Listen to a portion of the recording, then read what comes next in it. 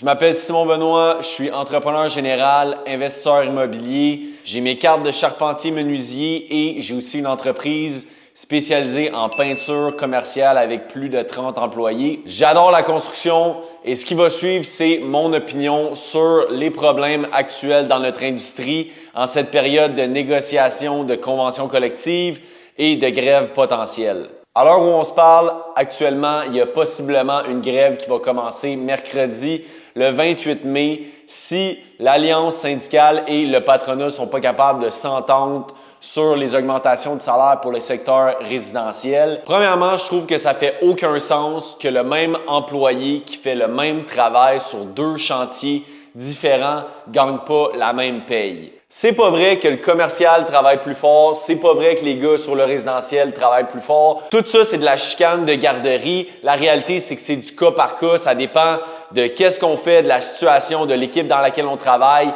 Il y a 1001 facteurs qui influencent comment fort on travaille. Donc, je suis d'accord qu'à travail égal, paye égale, oui. Mais le problème que j'ai avec ça, c'est que c'est pas vrai que tous les employés de la construction font le même travail. On le sait, c'est pas tous les employés qui ont le même rendement puis qui ont le même cœur à l'ouvrage.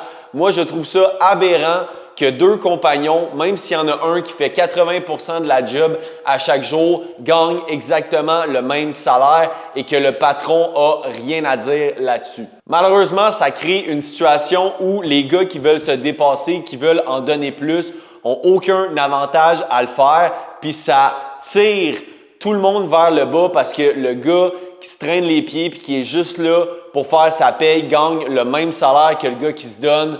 À travail égal, paye égale, je suis d'accord à travers les secteurs, mais je suis pas d'accord que tout le monde dans la construction mérite le même salaire. Deuxièmement, ça fait aucun sens qu'un ouvrier au Québec sur du commercial coûte près de 81 de l'heure à son employeur. Ça, c'est près de 3250 $ par semaine pour un ouvrier.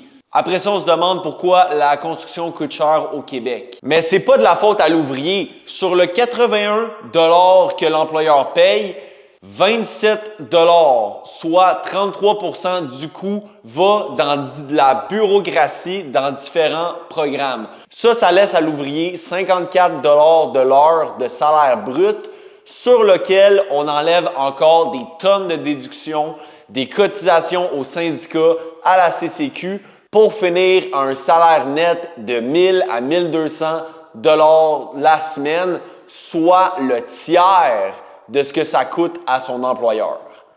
Tout cet argent-là, en déduction, évidemment, elle s'en va pas nulle part. Elle paye l'impôt, elle paye plein de choses. Mais c'est sûr et certain qu'il y a énormément de gaspillage là-dedans. Puis, c'est drôle, ça, on n'en entend pas parler pantoute dans les négociations. Je comprends très bien que les ouvriers dans le résidentiel veulent gagner autant que les ouvriers dans le commercial. Et je comprends très bien que 81 $ de l'heure, avant profit et administration, donc pratiquement 100 $ de l'heure pour un ouvrier en construction, ça fait aucun sens. Après ça, comment veux-tu que les jeunes aient accès à la propriété? Comment veux-tu qu'on construise des logements abordables dans un tel système? Selon moi, le problème, il n'est pas entre le secteur commercial, le secteur résidentiel. Le problème, il est dans notre système de construction au Québec. Est-ce que je suis en train de dire qu'on devrait abolir les syndicats, la CCQ, la CNSST? Non, pas du tout, mais est-ce que je pense que ça prend trop de place? Absolument. Demandez à n'importe quel entrepreneur en construction au Québec, c'est malade mental le nombre de paperasses qu'on a avec la CNSST, la CCQ, Revenu Québec, les dénonciations de projets, la liste finit plus. Récemment, j'ai un inspecteur de la CCQ qui est venu sur mon chantier pour faire sa vérification. Évidemment, tout le monde était en règle, tout le monde avait ses cartes, mais j'ai quand même eu le droit à un avertissement.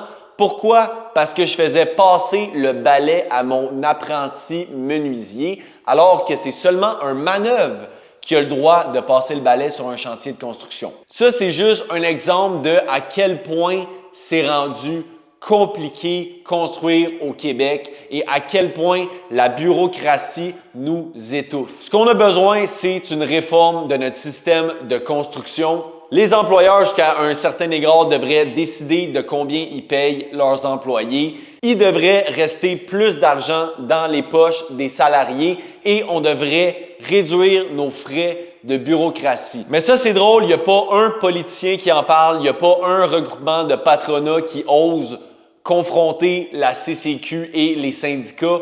Pourquoi? Parce que présentement au Québec, ils ont beaucoup trop de pouvoir. Avec cette vidéo-là, je voulais simplement lancer une discussion. Je sais que beaucoup de monde partage mon opinion. Est-ce que je pense que ça va changer? L'avenir nous le dira. Ça va être très difficile de faire changer ce vieux système archaïque. Mais je pense qu'au Québec, on est rendu là.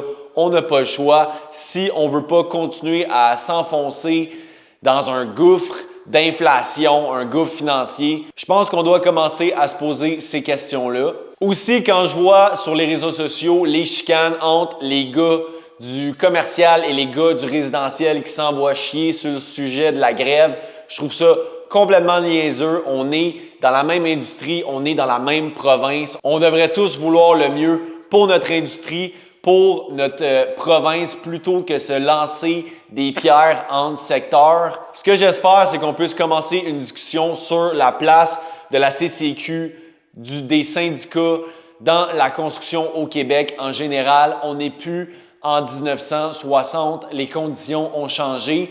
Puis je pense que ça serait important de se poser des questions pour l'avenir du Québec. Je voulais faire cette vidéo-là parce que c'est un enjeu qui me tient vraiment à cœur, étant dans le domaine, autant du côté des employés que du côté du patronat. Je veux vraiment juste le mieux pour ma province, pour le Québec. Donc voilà, j'aimerais beaucoup connaître votre opinion à vous aussi sur le sujet dans les commentaires. D'une façon respectueuse, s'il vous plaît. On est tous dans la même équipe. Merci beaucoup de votre écoute. Ciao!